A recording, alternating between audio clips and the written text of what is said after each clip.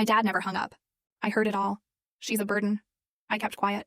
I sold my $980,000 home, moved every dollar, and disappeared. Imagine the ultimate betrayal. Not from a stranger, but from the people who raised you, your own parents.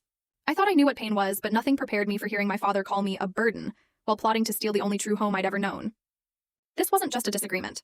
This was a calculated move that shattered every illusion I had about my family, pushing me to a breaking point where I had to fight back for my sanity, my home, and my future. Let me take you back. Growing up, our house was a pressure cooker. My parents, Robert and Diana, worked multiple jobs, always stressed, always making sure I knew that every dollar spent on me was a dollar they couldn't spend on themselves.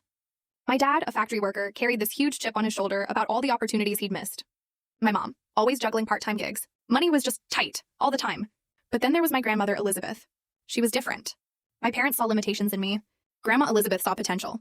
She was this incredible businesswoman, built her own real estate portfolio from nothing after my grandpa died young. Every weekend I spent at her beautiful colonial home was an escape. Her house was spacious, warm, filled with amazing antiques. Her backyard garden, where we'd plant flowers together, became my sanctuary. Emma, she'd tell me, her eyes twinkling, never let anyone tell you what you're worth. You decide that for yourself. When I turned 18, Grandma was my biggest advocate for college. My parents? They thought higher education was pretentious.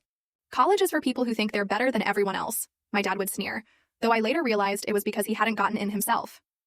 So I worked 3 jobs, clawed my way through college, and graduated with a business degree, landing a job at a real estate firm right away. Grandma beamed with pride at my graduation. My parents? They complained about the parking. Then at 25, everything changed. Grandma Elizabeth passed away suddenly from a heart attack. I was utterly devastated. She was my champion, my safe place. At the reading of her will, everyone was shocked. Well, everyone except maybe me, when her attorney announced she'd left her house to me. Not my parents. The property at 1842 Magnolia Drive, valued at approximately $850,000, the lawyer read. I leave to my granddaughter, Emma Davis, who has shown the determination and responsibility to appreciate its value.